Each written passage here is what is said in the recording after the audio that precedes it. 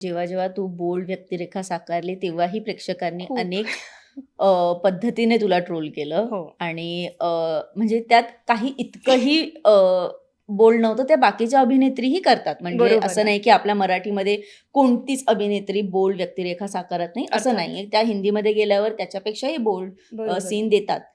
पण जेव्हा आपल्या वाटेला येतं, हो. की मग माझ्यात आणि तिच्यात काय फरक आहे? हे कधी स्वतःला विचारलंय किंवा तो फेज कसा गेला तुझ्या लाईफमधला? मला माहिती नाही काय पर्स्पेक्टिव्ह आहे. म्हणजे तू आता जे म्हणते स्पेसिफिक मी सांगते. मी कन्व्हर्सेशन आफ्टर सेक्स नावाची एक शॉर्ट फिल्म केलेली. त्याच्यात एकही बोल्ड सीन नाही आहे. कुठेही काही वल्गर नाही आहे. कुठेही अंगप्रदर्शन नाही आहे. एक फक्त बोल्ड विचार जो आहे तो फक्त त्याच्यात मांडलेला आहे. बेसिकली फिमेल ऑर्गॅझमबद्दल ही शॉर्ट फिल्म आहे. ज्याचं नॉलेज लोकांना असणं खूप इम्पॉर्टंट आहे. It a kind of sexual education म्हणू शकतेस. त्याच्याबद्दल ती शॉर्ट फिल्म आहे.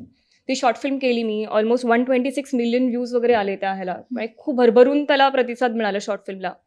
आणि त्या लोकांनी प्रचंड, मराठी लोकांनी स्पेशली खूप प्रचंड ट्रोल केलं, की आई-बाबांना दाखवलीस का तुझ्या? अर्थात माझ्या आई-बाबांनी ती फिल्म बघितली. त्यांना खूप आवडली. त्यांनी खूप कौतुकही केलं माझं.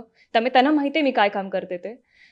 आणि हेच का तुझे संस्कार आहेत वगैरे, तुझ्या आई-बाबांनी तुला हेच शिकवलं का वगैरे, मराठी आहेस ना तू वगैरे, असं बरंच काही. म्हणजे मराठी अभिनेत्री म्हणून काही बोल्ड टॉपिकवर काम करू नये का? तर हे एक सगळं ट्रोलिंग झालं, मी इग्नोर केलं. अर्थात काही चांगल्या कमेंट्सही होत्या. त्याला अवॉर्ड पण मिळाला मला बेस्ट ॲक्ट्रेसचा. आणि कट टू 2-3 महिन्यानंतर अजून एका मराठी अभिनेत्रीने, जेव्हा ती खूप चांगलं नावारूपाला होती, तिने सुद्धा एका बोल्ड विषयावर, वेगळ्या विषयावर एक शॉर्ट फिल्म केली.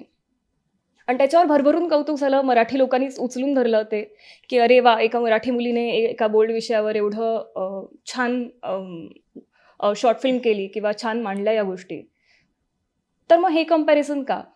म्हणजे मी एकतर मराठी तुम्हाला वाटत नाही का जस्ट कॉज हे मी केलं म्हणून ते वाईट आणि हे दुसऱ्या एका व्यक्तीने केले म्हणून ते चांगलं असं आहे का? म्हणजे मला कळत नाहीये ते का?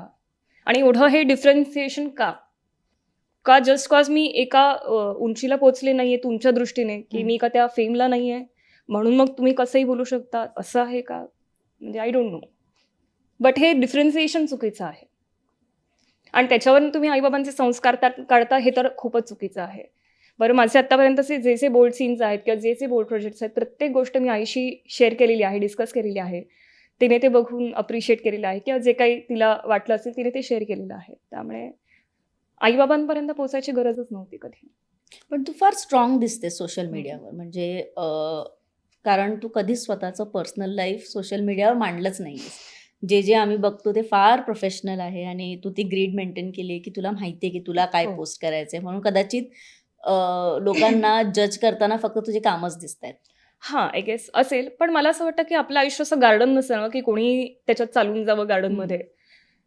म्हणजे अर्थात जे सगळं पोस्ट करतात त्यांच्याबद्दल नो ऑफेन्स. त्यांना ते आवडत असेल. पण मला पर्सनली ॲज अन इंडिव्हिज्युअल व्यक्ती मला रोज मी आता चहा आज केला, आज मी असा केला, आज मी हे मिल्कशेक असा बनवला, आज मी अशी रेडी झाली, आज मी आता हे कानातले घालू का ते घालू?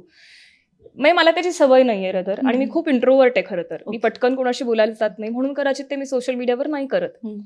काम जे रिलीज होतं त्याच्याबद्दल मी पोस्ट करते. एखादं फोटोशूट केलं, जे कामाची गरज आहे परत, ते मी पोस्ट करते. पण पर्सनली असं विचारशील, की माझे मित्र कोण आहेत? किंवा मी आज काय करतेय? किंवा आज मी कुठल्या सिटीमध्ये फिरायला गेली आहे? हे खूप नंतर मी आणि मित्र वगैरे तर नाहीच अर्थात, पण मी ट्रॅव्हलिंगसुद्धा मी खूप नंतर पोस्ट करते. मग मी युरोपला गेलेले 2 वर्षापूर्वी त्याचे फोटो मी आत्ता पोस्ट करतेय. ओके. आणि ह्याचं कारण सुद्धा असं आहे, की मध्यंतरी एक किस्सा झालेला, की कोणीतरी मला स्टॉक करत होतं.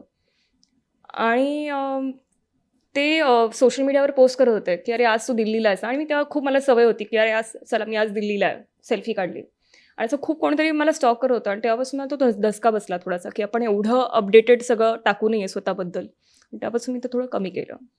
मराठी मनोरंजन सृष्टीमधील मालिका, चित्रपट, नाटक तसेच कलाकारांबद्दलच्या नवीन अपडेट्स जाणून घेण्यासाठी नक्की सबस्क्राईब करा इट्स मज्जा मराठी या आपल्या नवीन यूट्यूब चॅनलला.